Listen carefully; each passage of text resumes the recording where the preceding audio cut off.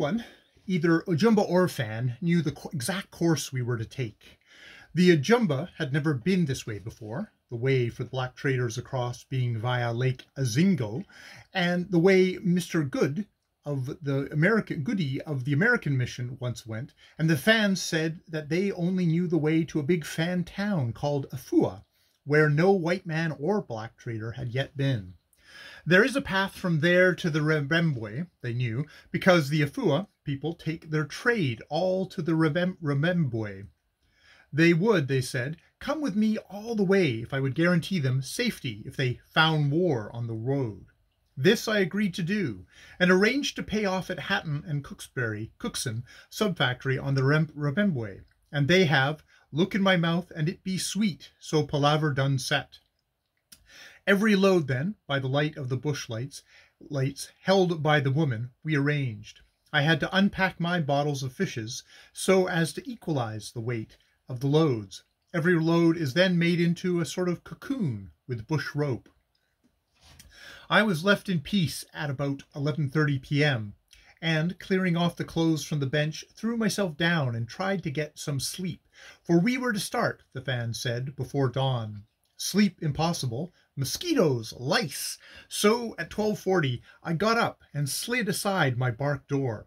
I found Pagan asleep under his mosquito bar outside, across the doorway, but managed to get past him without rousing him from his dreams of palaver, which he was still talking aloud, and reconnoitered the town. The inhabitants seemed to have talked themselves quite out, and were sleeping heavily. I went down then to our canoe, and found it safe, high up among the Fan canoes on the stones. And then I slid a small Fan canoe off, and, taking a paddle from a cluster stuck in the sand, paddled out on to the dark lake. It was a wonderfully lovely quiet night, with no light save from the stars. One immense planet shone preeminently in the purple sky, throwing a golden path down on to the still waters. Quantities of big fish sprung out of the water, their glistening silver-white scales flashing so they had looked like slashing swords. Some bird was making a long, low booming sound away on the forest shore. I paddled leisurely across the lake to the shore on the right, and seeing crawling on the ground some large glowworms, drove the canoe onto the bank among some hippogras, and got out to get them. While engaged on this hunt, I felt the earth quiver under my feet, and heard a soft, big soughing sound, and looking round, saw I had dropped in on a hippo banquet. I made out 5 of the immense brutes round me, so I softly returned to the canoe, and shoved off, stealing along the bank, paddling under water, until I deemed it safe to run out across the lake for my island. I reached the other end of it to that on which the village is situated, and, finding a miniature rocky bay with a soft patch of sand and no hippogras, the incidents of the Fan hut suggested the advisability of a bath. Moreover, there was no china collection in that hut, and it would be a long time before I got another chance. So I go ashore again, and, carefully investigating the neighborhood to make certain there was no human habitation near, I then indulged in a wash in peace. Drying oneself on one's cummerbund is not a pure joy, but it can be done when you put your mind to it.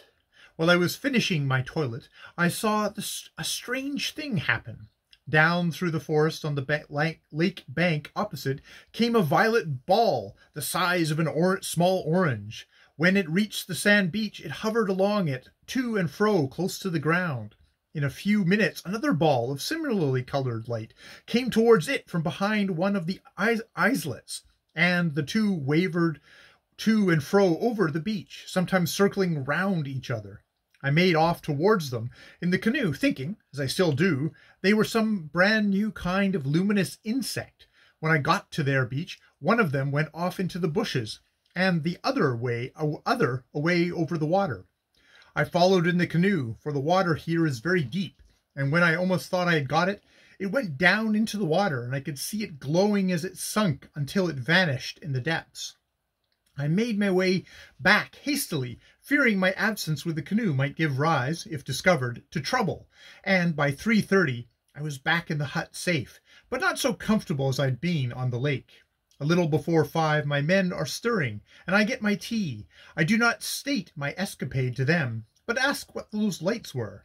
"A com," said the Fan, and pointed to the shore of the lake, where I had been during the night. They said, "They came there." It was an aku, or devil bush.